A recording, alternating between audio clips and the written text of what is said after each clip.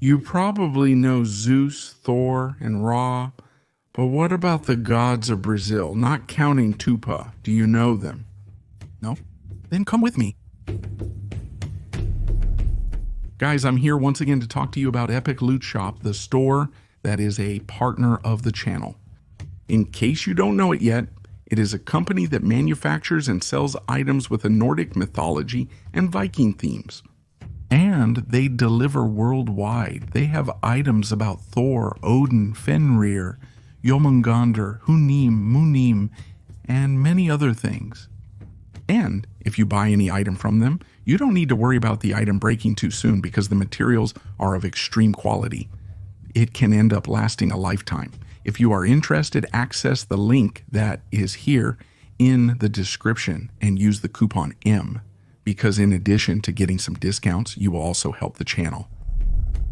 Before we start, just to make it clear, the gods that I'm going to mention here are indigenous, meaning they are not just Brazilian, because they had access to regions of several countries, such as Brazil, Argentina, Paraguay, and many others. But of course, in this video, I'm going to favor Brazil, right? Mbahira is a god of the Kagwamanwa people, more specifically of the Tenharim. Mbahira is a trickster, that is, he loves playing tricks on people. He is so important that some places are named after him, such as the Mbahira villages, which are located on the banks of the Marmelos River. However, these villages are special. Only shamans can see them. What would be a set of rocks for ordinary humans? For the shaman and for Mbahira is the so-called Mbahira village. You can't just walk over these rocks because otherwise the people of this village might end up catching you. You could become enchanted and only a shaman will be able to save you. One of his greatest feats was the theft of the celestial fire. In the heavens, he pretended to be dead to attract the vulture, and when it was distracted, he took the fire and fled to earth. Guarasi would be the god or even the personification of the sun in Tupi-Guarani mythology. In most mythologies, there are several versions of the legends, and here is no different. Guarasi, in some tales, was created by Tupã to help in the creation of the world. In others, he is a human who was later transformed into the sun. A well-known story about him also involves Jaci, who is the moon goddess, and the next on the list, which I will tell in her part. An interesting fact is that in some older tales, and from other tribes, Guarasi is actually a woman. Jaci is the goddess and also personification of the moon. In Tupi-Guarani mythology, she also represents lovers and reproduction. In her most known version, she was created by Tupã, the god of lightning, and also the creator. Later on, the creator himself ends up falling in love with Jaci. In other versions, Jaci is actually created by Guarasi, the sun god. And in other versions still, Jaci is actually a man according to a legend. One day, Guarasi, who is the sun god, became very tired and decided to close his eyes. And at that moment, darkness took over the world to illuminate everything. So he created Jaci, who would be the moon. She would illuminate the night and also bring gentleness to men. But he himself ended up falling in love with her. But the moment he opened his eyes to admire her, she ended up disappearing. So Guarasi created Ruda, who would be the messenger and the god of love. And he would be the one in charge of telling Jaci how much Guarasi loved her. He also created the stars, which were Jaci's brothers, and they also kept her company. Tupã is the god of thunder and also the creator of Tupi-Guarani mythology, although there is some controversy about him. Let's say he's not so Brazilian after all, but I won't talk much about it, especially since I've already talked about it in another video of mine where I talk about the most powerful thunder gods.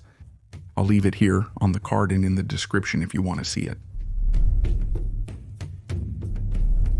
In some other versions of Guarani mythology, Tupã is not the most powerful being, but rather Yandavarosu.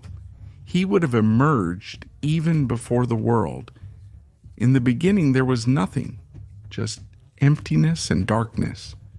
But suddenly a small breath appeared, and it multiplied and grew until it became a thought. And this thought was creating a body, and that's how the first of the beings was self-creating. Upon opening his eyes, he realized that he needed to bring order to all that chaos. But he also needed help, and so he created Tupã, the god of thunder, Yara, the lady of the waters, and Curupira, the spirit of the forests. They helped to create the whole world.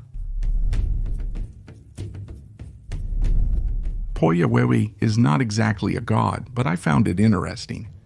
He is a spirit of nature according to the legend of the Tupinamba Indians. He brings rain to those regions that are dry.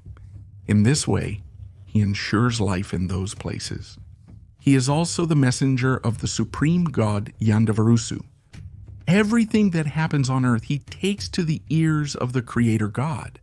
Others believe, however, that in fact the support to Yue is a class of spirits that do good.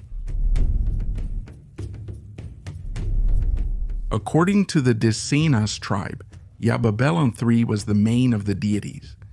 Known as the woman who came from nowhere, she stayed in a quartz house, and from there, she created the entire universe and all of humanity.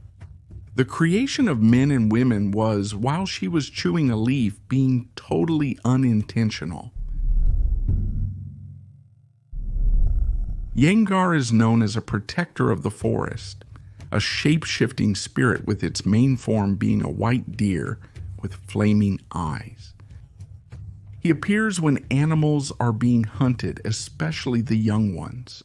With his gaze, he can create illusions and also deflect the trajectory of a bullet.